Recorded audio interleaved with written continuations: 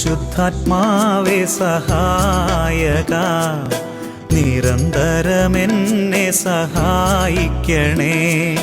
നിത്യവും കൂടെ വസിക്കുന്നോനേ, അഭിഷേകത്തിൻ അഗ്നി നിറച്ചിടണേ.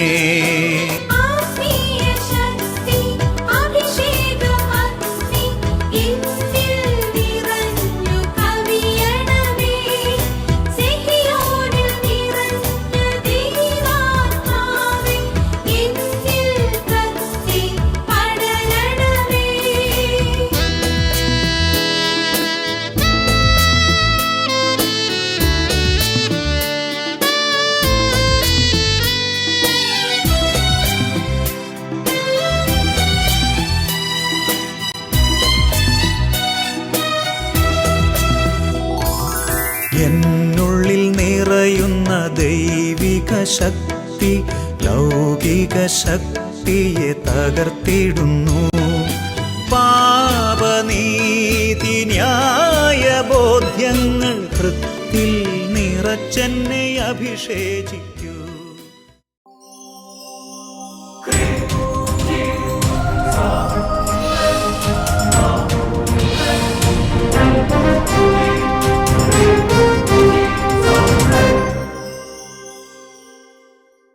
Praise the Lord. Praise the Lord. Hallelujah. Hallelujah. അഭിഷേകാഗ്നിയുടെ എല്ലാ പ്രേക്ഷകർക്കും രക്ഷിതാവും കർത്താവുമായ യേശു ക്രിസ്തുവിൻ്റെ ധന്യനാമത്തിൽ കൃപയും സമാധാനവും. ഹല്ലേലൂയ. ഹല്ലേലൂയ. ഹല്ലേലൂയ. ഹല്ലേലൂയ. ഇന്ന് നമ്മൾ ചിന്തിക്കുന്ന വിഷയം പാപങ്ങളുടെ ഭവിഷ്യത്ത് നീക്കുന്ന അത്ഭുത ശക്തി. ഹല്ലേലൂയ. ഹല്ലേലൂയ. വചനത്തിലേക്ക് പ്രവേശിക്കുന്നതിന് മുമ്പ് അഭിഷേകാഗ്നി കാണുമ്പോൾ എങ്ങനെയാണ് വ്യക്തികളുടെയും കുടുംബങ്ങളുടെയും മേലുള്ള തടസ്സങ്ങൾ മാറുന്നത്, എങ്ങനെയാണ് ദൈവശക്തി വ്യാപരിക്കുന്നത് എന്ന് ഒരു ചെറുപ്പക്കാരൻ്റെ അനുഭവം ശ്രദ്ധിച്ചുകൊണ്ട് പ്രാർത്ഥിച്ച് നമുക്ക് വചനത്തിന് വേണ്ടി ഒരുങ്ങാം. എൻ്റെ പേര് ആൻ്റണി. ഞാൻ ആലപ്പുഴയിൽ നിന്നുമാണ് വരുന്നത്. എൻ്റെ സ്കൂൾ ലൈഫ് മുഴുവൻ ഞാൻ ഉഴപ്പിയാണ് പഠിച്ചിരുന്നത്. പല വിഷയങ്ങൾക്കും തോക്കുമായിരുന്നു. +2 കഴിഞ്ഞപ്പോൾ ഞാൻ സെലക്ട് ചെയ്ത് വൺ ഓഫ് ദി ടഫസ്റ്റ് കോഴ്സാണ് ചാർട്ടേഡ് അക്കൗണ്ടൻറ്റ് കോഴ്സാണ് സെലക്ട് ചെയ്തത്. അത് CA കോഴ്സ് എന്ന് പറഞ്ഞാൽ ഭയങ്കര അല്ലേ. CAക്ക് ഒരുപാട് തവണ തോറ്റുപോയവരെ ഞാൻ കേട്ടിട്ടുണ്ട്. പറഞ്ഞാൽ CAക്ക് കയറി കഴിഞ്ഞിട്ടും ഈ ഉഴപ്പിന്നൊരു മാറ്റവും വന്നില്ല. അവിടെയും തുടക്കത്തിലെല്ലാം തോക്കാൻ തുടങ്ങി. CAക്ക് കയറിയിട്ട് കുഴപ്പം തുടങ്ങി. ഒന്നാമത് കെണി പിടിച്ചൊരു സബ്ജക്റ്റാണ്. 100 പേര് എഴുതിയാൽ 4 പേരൊക്കെ ജയിക്കണത്. അങ്ങനത്തെ ഒരു സബ്ജക്റ്റ്. അതിനകത്ത് ഇപ്പം ഉഴപ്പുകളെ തുടങ്ങിയ പിന്നെ എന്തായിരിക്കും. എന്നിട്ട് പറഞ്ഞു പിന്നെ ഞാൻ അഭിഷേകാഗ്നി 8:30 ശുശ്രൂഷ TV-യിലൂടെ കാണാൻ തുടങ്ങി. ഇവിടെ സിയോനിൽ വന്ന് പ്രാർത്ഥിച്ചു. നല്ലൊരു സ്പിരിച്വൽ ലൈഫ്. പിന്നെ വിശുദ്ധ കുർബാന എല്ലാ ദിവസവും കൂടാൻ തുടങ്ങി. എല്ലാ ദിവസവും അതൊരു പ്രധാനപ്പെട്ട. ഇവിടെ വന്ന് അട്ടപ്പാടിയിൽ വന്ന് പ്രാർത്ഥിച്ചു. അപ്പോൾ വിശുദ്ധ കുർബാനയോട് തുറവി ഈശോണ്ട് കൊടുത്തു. ഹല്ലേലൂയ. ഹല്ലേലൂയ. വിശുദ്ധ കുർബാന കൂടാനുള്ള അനുഗ്രഹമാണ് കൊടുത്തു. ഓക്കെ. പിന്നെ യേശുനാമത്തിൻ്റെ ശക്തി എന്ന പുസ്തകത്തിൻ്റെ എല്ലാ ദിവസവും പഠനത്തിന് മുമ്പും ശേഷവും പ്രാർത്ഥിക്കാൻ തുടങ്ങി. അതിൻ്റെ അവസാനത്തെ പേജിലെ പ്രാർത്ഥന എപ്പോഴും റിപ്പീറ്റ് ചെയ്ത് പറയാൻ തുടങ്ങി. അങ്ങനെ പിന്നെ പുസ്തകത്തിൻ്റെ ഏറ്റവും പുറകിലെ പേജിലൊരു പ്രാർത്ഥനയുണ്ട്. അതെല്ലാവരും കാണാതെ പഠിച്ചു. നല്ല പവർഫുള്ളാണ്.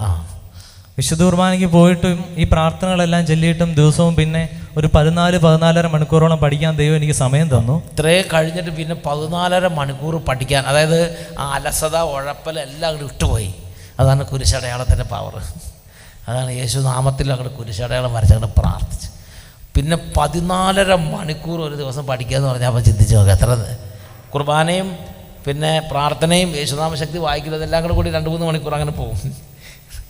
2-2.5 മണിക്കൂറിൽ പിടിച്ചോ. പള്ളിയിൽ പോകണ്ടേ. Price the Lord.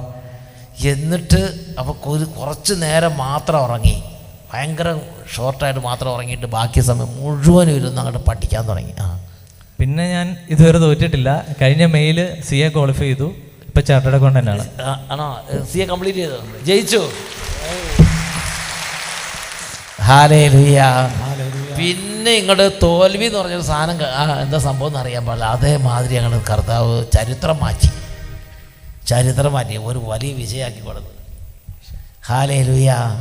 അപ്പോൾ ഇവൻ ചെയ്ത കാര്യം എന്താ വെച്ചാൽ, ഒന്ന് എല്ലാ ഞായറാഴ്ചയും അഭിഷേകാഗ്നി കാണുക, യൂട്യൂബിൽ നിന്ന് അഭിഷേകാഗ്നി കാണും.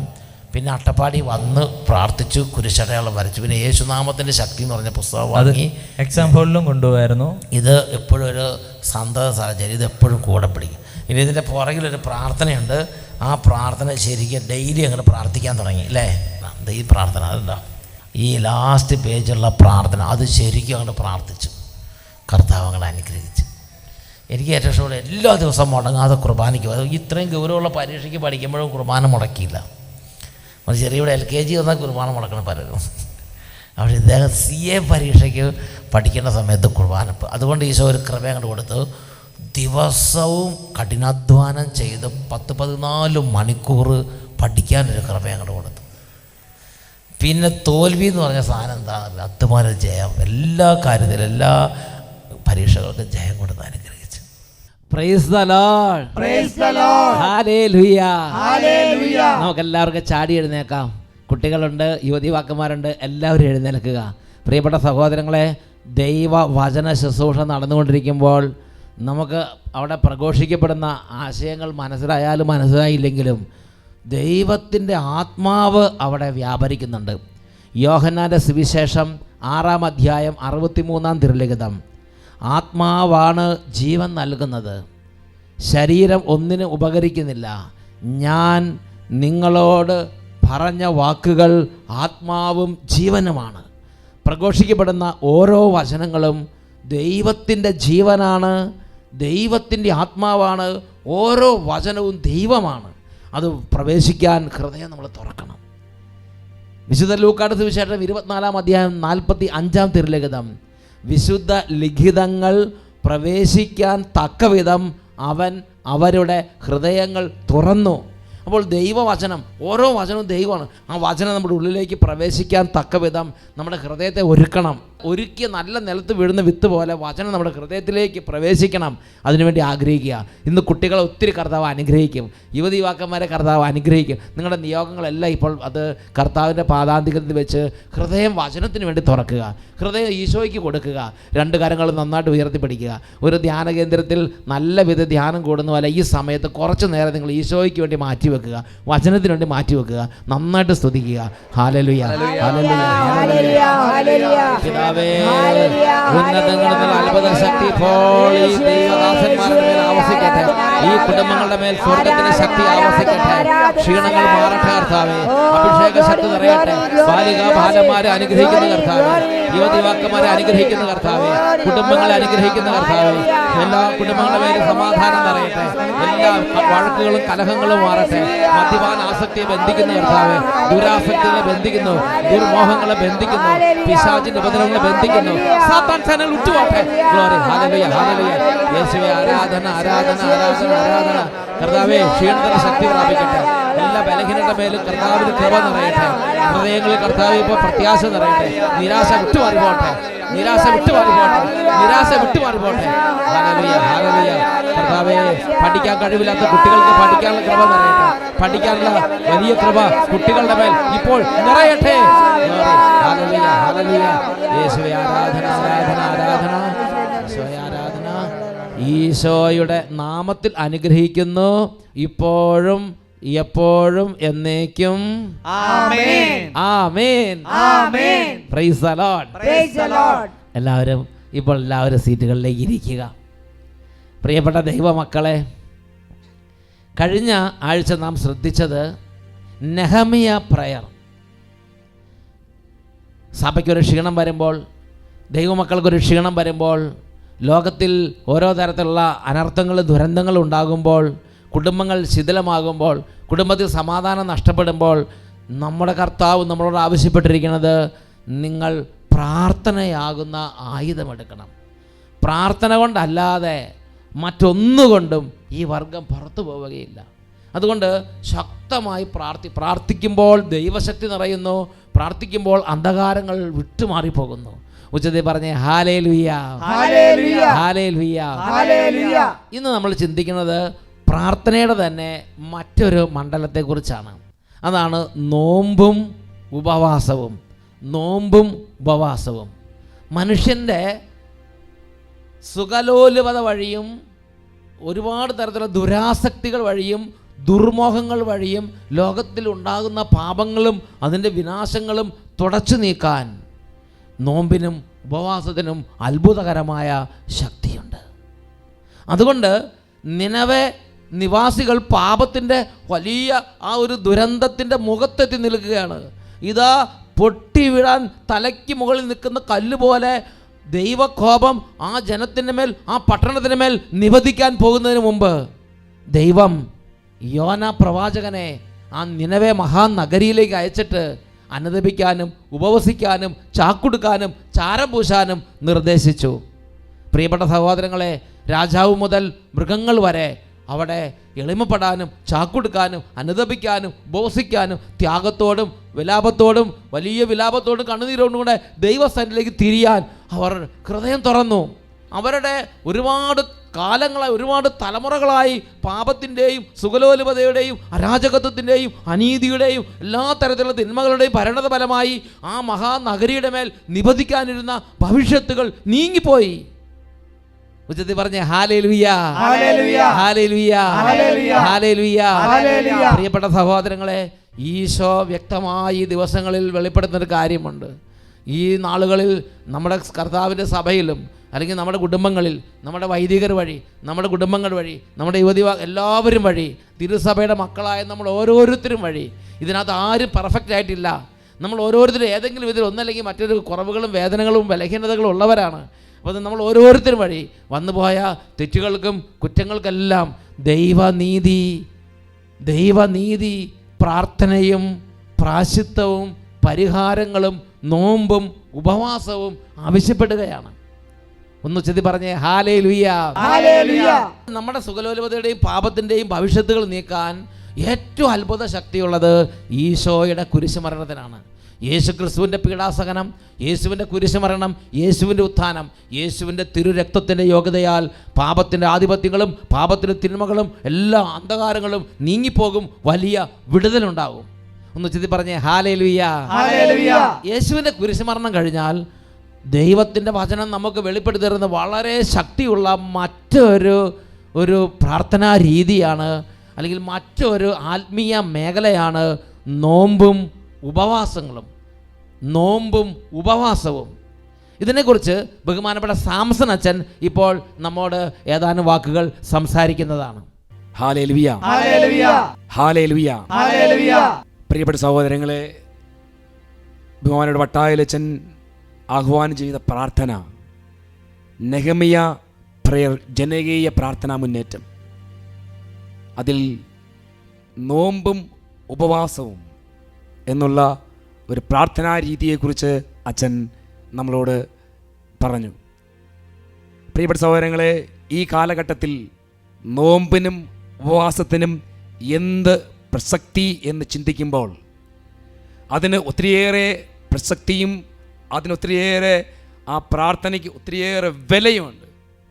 ജോയൽ പ്രവാചകന്റെ പുസ്തകം 2-ാം അധ്യായത്തിൽ 12-ാമത്തെ തിരുലിഖിതം കർത്താവ് അരുൾ ചെയ്യുന്നു, ഇപ്പോഴെങ്കിലും ഉപവാസത്തോടും വിലാപത്തോടും നെടുവീർപ്പോടും കൂടെ നിങ്ങൾ പൂർണ്ണ ഹൃദയത്തോടെ എൻ്റെ അടുക്കിലേക്ക് തിരിച്ചു വരുവിൻ.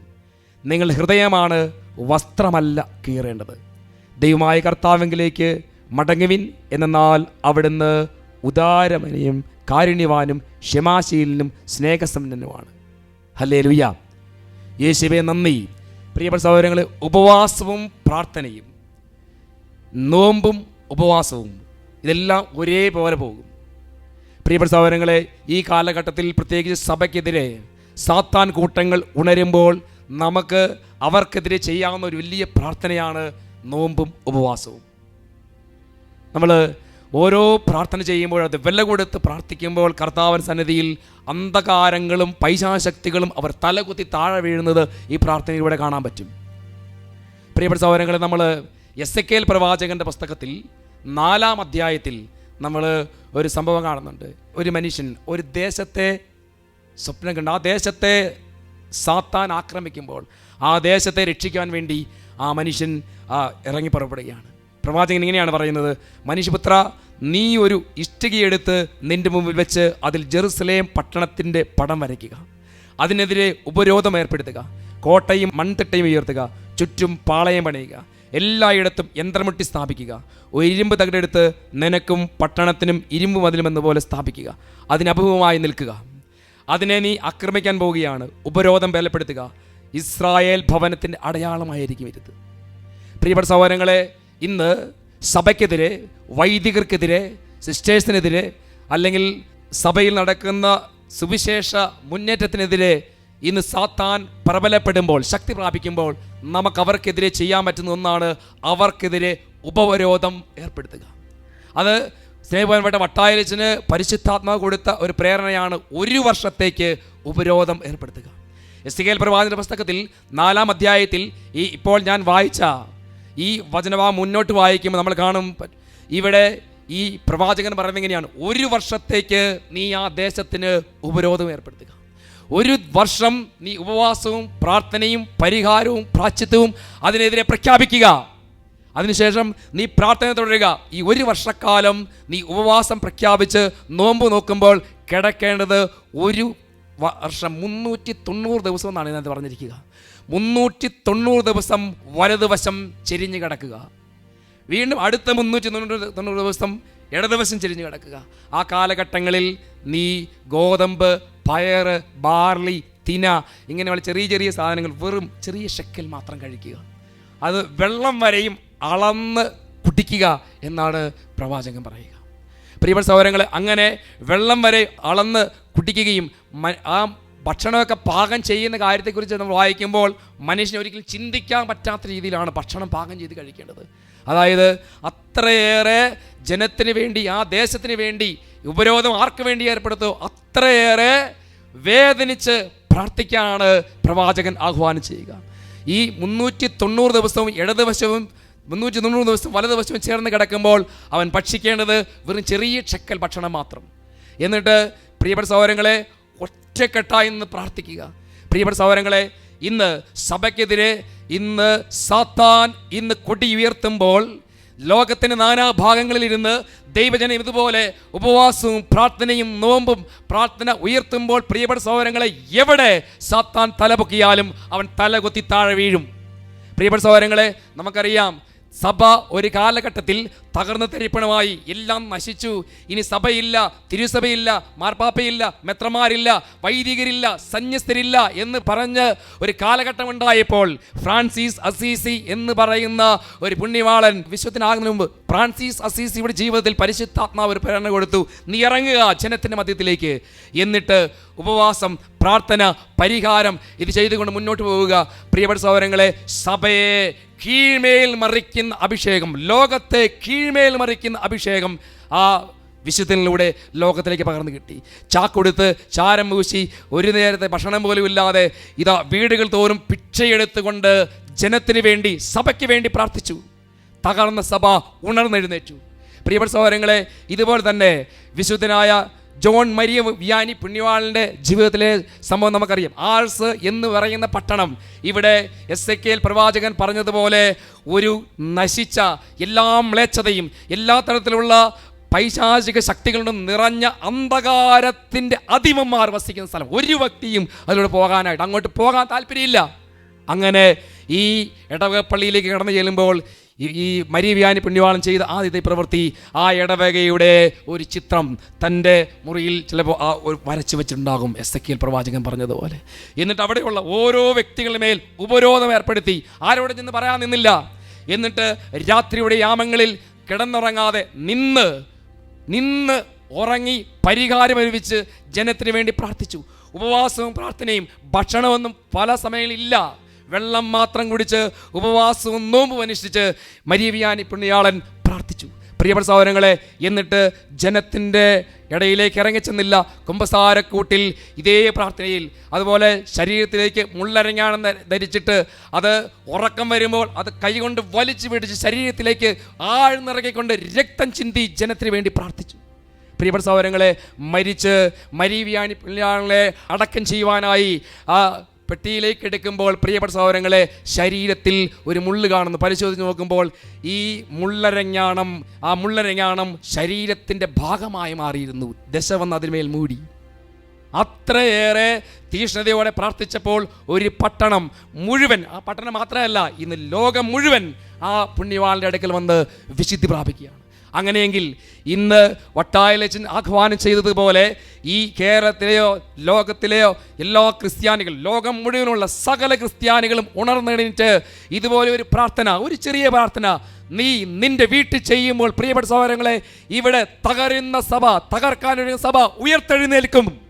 ഹല്ലേലൂയ, ഹല്ലേലൂയ. പ്രിയപ്പെട്ട സഹോദരങ്ങളെ, എനിക്ക് അത് വ്യക്തമായ ഉറപ്പുണ്ട്. ആരൊക്കെ സഭയ്ക്ക് വേണ്ടി നോമ്പും ഉപവാസവും പ്രഖ്യാപിച്ച് മുന്നോട്ട് വരുന്നോ അവിടെ ദൈവം നേരിട്ട് ഇറങ്ങി വന്ന് പ്രവർത്തിക്കും. ഞാൻ ആദ്യം വായിച്ച വചനത്തിൽ ജോയൽ പ്രവാചകൻ പറയുന്നുണ്ട്, നിന്റെ പ്രാർത്ഥന നിമിത്തം ഞാൻ നിന്റെ അടുക്കൽ വന്നിരിക്കുന്നു. നിന്റെ പ്രാർത്ഥന നിമിത്തം ഞാൻ നിന്റെ അടുക്കൽ വന്നിരിക്കുന്നു. ഈശോ നമ്മുടെ ഇടയിലേക്ക് ഇറങ്ങി വരാനുള്ള പ്രാർത്ഥനയാണ് നോമ്പും ഉപവാസവും. പ്രിയപ്പെട്ട സഹോദരങ്ങളെ, നമ്മൾ വചനത്തിലൂടെ കടന്നു പോകുമ്പോൾ ഇതെല്ലാം കാണുന്നു. എസെക്കേൽ പ്രവാചകന്റെ പുസ്തകം 4-ാം അധ്യായം എടുത്തൊന്ന് വായിക്കണം. അതിൻ്റെ കുറച്ച് ഭാഗങ്ങൾ മാത്രം അച്ഛൻ പറഞ്ഞിട്ടുള്ളൂ. അത്രയേറെ തീഷ്ണതയോടെ പ്രാർത്ഥിക്കുമ്പോൾ ദൈവം അവിടെ കൃപ ചൊരിയും. പ്രിയപ്പെട്ട സഹോദരങ്ങളെ, വീണ്ടും നമ്മൾ കാണുന്നുണ്ട് ഈ ഉപവാസ പ്രാർത്ഥനയുടെ ശക്തി, നോമ്പിൻ്റെ ഉപവാസ ശക്തി യേശു ക്രിസ്തുവിൻ്റെ ജീവിതത്തിലെ പ്രകാരം അത് രൂപപ്പെട്ടുവെന്ന്. പരിശുദ്ധാത്മാവ് സ്നാപയോഹന്നാന്റെ കരങ്ങളിൽ നിന്നും മാമോദീസ സ്വീകരിച്ച് പരിശുദ്ധാത്മാവിൻ്റെ അഭിഷേകത്തിൽ നിറഞ്ഞ് മരുഭൂമിയിലേക്ക് നയിക്കപ്പെട്ട ഈശോ ആ മരുഭൂമിയിൽ ചെന്ന് നിന്നത് പരിഹാരം ചെയ്യാൻ, ഉപവസിക്കാൻ. നീണ്ട 40 നാളുകൾ ഉപവാസവും അതുപോലെ പ്രാർത്ഥനയുമായി കഴിഞ്ഞുകൂടിയ യേശു ക്രിസ്തുവിന് മുമ്പിലേക്ക് സാത്താൻ വന്നിട്ട് പറയുകയാണ് 3 പ്രലോഭനങ്ങളായി. ഈ 3 പ്രലോഭനങ്ങളെയും അതിജീവിക്കാൻ വേണ്ട ശക്തി പരിശുദ്ധാത്മാവ് ഈശോയ്ക്ക് കൊടുത്തത് യേശു പരിശുദ്ധാത്മാവ് സ്വീകരിച്ച ശേഷം നടത്തിയ ഉപവാസവും പ്രാർത്ഥനയാണ്. കല്ലുകളെ അപ്പമാകുവാൻ പിശാച് ആഹ്വാനം ചെയ്യുമ്പോൾ സാത്താനെ ദൂരെ പോവുക എന്ന് പറഞ്ഞ് ആട്ടി ഓടിക്കാനുള്ള കൃപ യേശു ക്രിസ്തുവിലേക്ക് നിറഞ്ഞു. ഉപവാസത്തിൻ്റെ പവർ, നോമ്പിൻ്റെ പവർ. പ്രിയപ്പെട്ട സഹോദരങ്ങളെ, സാത്താൻ പോയില്ല, വീണ്ടും വന്നു. അതിനെ ആട്ടി ഓടിക്കാൻ യേശു ക്രിസ്തുവിന് 2-ാം പ്രാവശ്യം സാധിച്ചു. എന്നിട്ട് ഈ സാത്താൻ വീണ്ടും നിമിഷങ്ങൾക്കുള്ളിൽ വീണ്ടും വരികയാണ്. ലോകത്തിലെ സകല ഐശ്വര്യങ്ങളും സകലതും നിനക്ക് തരാം. അപ്പോൾ പ്രിയപ്പെട്ട സഹോദരങ്ങളെ, യേശു ക്രിസ്തുവിൻ്റെ രൗദ്രഭാവം നമ്മൾ കാണുന്നുണ്ട്. യേശു ക്രിസ്തുവിൻ്റെ രൗദ്രഭാവം, സാത്താനെ നീ ദൂരെ പോവുക എന്ന് പറഞ്ഞ് ആട്ടി ഓടിക്കുന്നു. ഇത് തന്നെ ഒരു ദൈവ പൈതൽ, സഭയിലെ ഒരു ചെറിയ കുട്ടി ഉണർന്ന് പ്രാർത്ഥിക്കാൻ തുടങ്ങുമ്പോൾ അവിടെ അഭിഷേകം ഉണ്ടാവും. നമുക്കറിയാം, നമ്മൾ സഭയിൽ പല നോമ്പും പ്രാർത്ഥനകളുണ്ട്. 8 നോയമ്പ്, 3 നോയമ്പ്, 25 നോയമ്പ്, 50 നോയമ്പ്. ഇതെല്ലാം നമ്മൾ ചെയ്യുന്ന നോയമ്പുകളാണ്, നമ്മൾ അനുഷ്ഠിക്കുന്ന നോയമ്പുകളാണ്. ഈ നോയമ്പുകൾക്കപ്പുറത്ത് നമുക്ക് ഒരുങ്ങാം, ഉണരാം. സഭയ്ക്ക് വേണ്ടി ഒരു നേരത്തെ ഭക്ഷണമോ അല്ലെങ്കിൽ ഏതെങ്കിലും പ്രായശ്ചിത്ത പ്രവൃത്തിയോ അല്ലെങ്കിൽ പരിഹാര പ്രവൃത്തിയോ ഒരു വർഷത്തേക്ക് നിങ്ങൾ കാഴ്ചവെക്കണം. പ്രിയപ്പെട്ട സഹോദരങ്ങളെ, ഒരു വർഷം പൂർത്തിയാകുമ്പോൾ ഇന്ന് സഭയ്ക്കെതിരെ തിരിഞ്ഞവരെല്ലാം സഭയ്ക്ക് വേണ്ടി മുദ്രാവാക്യം വിളിക്കുന്ന യേശു ക്രിസ്തുവിൻ്റെ ആ ചൈതന്യം സ്വീകരിക്കുന്നത് നമുക്ക് കാണാൻ പറ്റും. പ്രിയപ്പെട്ട സഹോദരങ്ങളെ, ഉപവാസവും പ്രാർത്ഥനയും നോമ്പും നമുക്ക് അനുഷ്ഠിക്കാം. അങ്ങനെ സഭയ്ക്ക് വേണ്ടി ഒത്തൊരുമിച്ച് ഒരു കൂട്ടായ്മയിൽ കൈകോർക്കാം. എവിടെയായിരുന്നു നിങ്ങൾ ഒരു ഉപവാസം പ്രഖ്യാപിക്കുമ്പോൾ നിങ്ങൾ സഭയോട് ചേർന്നു? ഇപ്പോൾ അമേരിക്കയിലാണെങ്കിലും അന്റാർട്ടിക്കയിലാണെങ്കിലും എവിടെ നിന്ന് നിങ്ങൾ ഒരു നേരത്തെ ഭക്ഷണം ഉപേക്ഷിക്കുമ്പോൾ പ്രിയപ്പെട്ട സഹോദരങ്ങളെ നിങ്ങൾ സഭയോട് ചേർന്നു. അപ്പോൾ സഭ ശക്തി പ്രാപിക്കും. അങ്ങനെ സഭയ്ക്ക് വേണ്ടി ഒരുമിച്ച് പൊരുതി വിജയം നമുക്ക് നേടാം. സാത്താൻ്റെ തലയെ തകർക്കാൻ ഇതുകൊണ്ട് നമുക്ക് സാധിക്കും. ഈ ഒരു പ്രാർത്ഥന നിയോഗം അച്ഛന് കിട്ടിയ ആ പ്രേരണ നമുക്കും അത് ഏറ്റെടുക്കാം. എന്നിട്ട് കഴിയുന്നതോളം ആളുകളോട് പറയണം, നിങ്ങൾ പ്രാർത്ഥിക്കണം, ഉപവസിക്കണം, നോമ്പ് നോക്കണം. അങ്ങനെ സഭ ഉണരട്ടെ, വൈദികർ ഉണരട്ടെ, ദേശം ഉണരട്ടെ.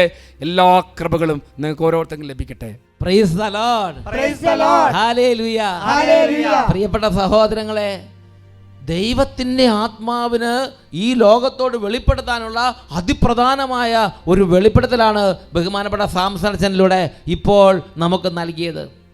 സിസ്റ്റർ നഥാലിയ 2-ാം ലോക മഹായുദ്ധകാലത്ത് ഹംഗറിയിൽ ജീവിച്ചിരുന്ന സിസ്റ്റർ നഥാലിയയ്ക്ക് ഈശോ പ്രത്യക്ഷപ്പെട്ട് പല തവണയായിട്ട് പല സന്ദേശങ്ങളും നൽകിയിട്ടുണ്ട്. ഭൂലോകരാജ്ഞി എന്ന ഒരു പുസ്തകം സോഫിയ ബുക്ക് ഹൗസ് പ്രസിദ്ധം ചെയ്തിട്ടുണ്ട്.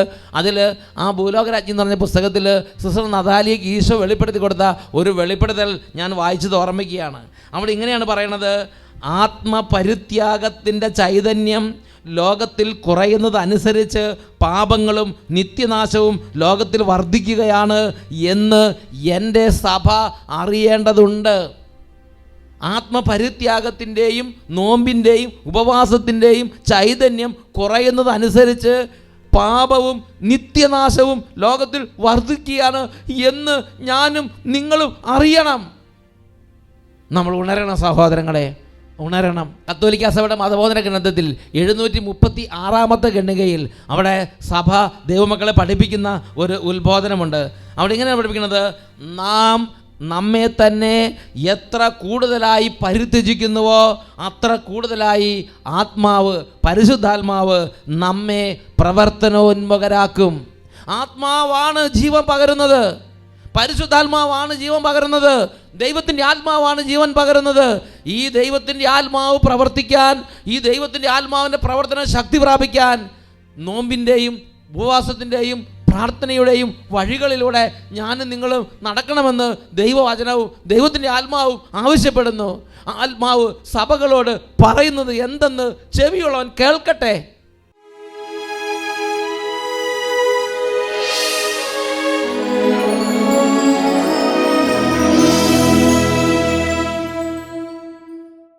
Praise the Lord. Praise the Lord. Hallelujah. Hallelujah. Joel പ്രവചനത്തിൽ 2-ാം അധ്യായം 12-ാം തിരുലിഖിതം കർത്താവ് അരുളി ചെയ്യുന്നു: ഇപ്പോഴെങ്കിലും ഉപവാസത്തോടും വിലാപത്തോടും നെടുവീർപ്പോടും കൂടെ പൂർണ്ണ ഹൃദയത്തോടെ നിങ്ങൾ എൻ്റെ അരികിലേക്ക് മടങ്ങി വരുവിൻ. ദൈവത്തിൻ്റെ ഹൃദയത്തിൻ്റെ വലിയ ഒരു വേദന, വലിയൊരാഗ്രഹം വചനത്തിലൂടെ വെളിപ്പെടുത്തിയിരിക്കുകയാണ്. പ്രിയപ്പെട്ട ദൈവമക്കളെ, ദൈവനീതി വിലാപവും ഉപവാസവും നോമ്പും പ്രാശ്ചിത്തങ്ങളും പരിഹാരങ്ങളും ദാനധർമ്മങ്ങളും ആവശ്യപ്പെടുന്നു. നമ്മുടെ കുടുംബങ്ങൾക്ക് വേണ്ടി, നമ്മുടെ വരും തലമുറകൾക്ക് വേണ്ടി, നമ്മുടെ സന്യാസിനികൾ എല്ലാ സ്ഥലങ്ങളിലും ദൈവ സന്നിധിയിലേക്ക് ഉപവാസങ്ങളും പ്രാർത്ഥനകളും, എല്ലാ കോൺവെൻറ്റുകളിലും ഉപവാസങ്ങളും പ്രാർത്ഥനകളും ആരാധനകളും യാമപ്രാർത്ഥനകളും നല്ല വിധത്തിൽ പൂർണ്ണ ഹൃദയത്തോടെ ദൈവസന്നിധിയിലേക്ക് പ്രത്യേക വിധം അർപ്പിക്കാൻ വേണ്ടി ഉത്സാഹിക്കും. എല്ലാ ദേവാലയങ്ങളിലും ആരാധനകൾ വെക്കാൻ, പ്രത്യേകിച്ച് പ്രിയപ്പെട്ട അച്ഛന്മാരെ രാവിലെ 5 മണി മുതൽ 6 മണി വരെ അല്ലെങ്കിൽ വെളുപ്പിന് എഴുന്നേറ്റ് 1-2 മണിക്കൂർ പരിശുദ്ധ കുർബാന എഴുന്നള്ളിച്ച് വെച്ച് ലോകത്തിന് വേണ്ടി വിലാപത്തോടും വേദനയോടും ത്യാഗത്തോടും പരിത്യാഗത്തോടും കൂടെ ദൈവസന്നിധിയിലേക്ക് നെടുവീർപ്പുകൾ ഉയർത്താൻ ഈ കാലങ്ങളിൽ, ഈ ഒരു വർഷം പ്രത്യേകിച്ച് ഒന്ന് ഉത്സാഹിക്കാൻ ദൈവത്തിൻ്റെ ആത്മാവ് ആഗ്രഹിക്കുന്നുണ്ട്. ഈ സമയത്ത് 2 കരങ്ങൾ ഈശോയുടെ സന്നിധിയിലേക്ക് ഉയർത്തിപ്പിടിക്കാം. കർത്താവ് കൃപയുടെയും പ്രാർത്ഥനയുടെയും ചൈതന്യം പകരും. അവിടുന്ന് നമ്മുടെ മേൽ വലിയ കൃപ ചൊരിയും. കൈകൾ നന്നായിട്ട് ഉയർത്തിപ്പിടിക്കുക. ഇപ്പോൾ രോഗികൾക്ക് വേണ്ടി പ്രാർത്ഥിക്കുന്നു, ക്ഷീണിതർക്ക് വേണ്ടി പ്രാർത്ഥിക്കുന്നു, കുട്ടികൾക്ക് വേണ്ടി പ്രാർത്ഥിക്കുന്നു. കൈകൾ ഉയർത്തി സ്തുതിക്കുന്നു. ഹല്ലേലൂയ, ഹല്ലേലൂയ, യേശുവേ, യേശുവേ, യേശുവേ, യേശുവേ, യേശുവേ, യേശുവേ, യേശുവേ, യേശുവേ, യേശുവേ, യേശുവേ, യേശുവേ, യേശുവേ, യേശുവേ. കുടുംബങ്ങളിൽ നിന്നുള്ള സുഖലോലുപതയുടെയും പാപത്തിന്റെയും ആധിപത്യങ്ങൾ വിട്ടുമാറിപ്പോട്ടെ.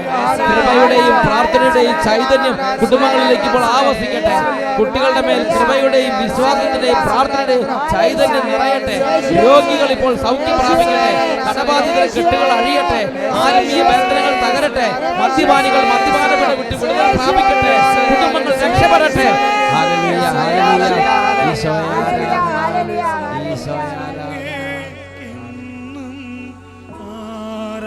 ആരാധനയും സ്തുതിയും പുകഴ്ചയും,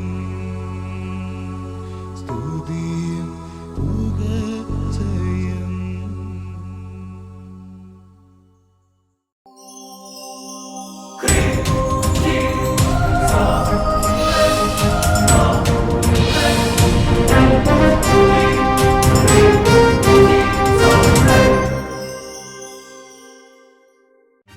ഈ കാലഘട്ടത്തിന് അഭിഷേകം നിറഞ്ഞിടാൻ അധികമാമളവിൽ അഭിഷേകം പകരണമേ. നിറയട്ടെ എന്നിൽ, കവിയട്ടെ എന്നിൽ, ഒഴുകട്ടെ പുതിയൊരു അഭിഷേകം.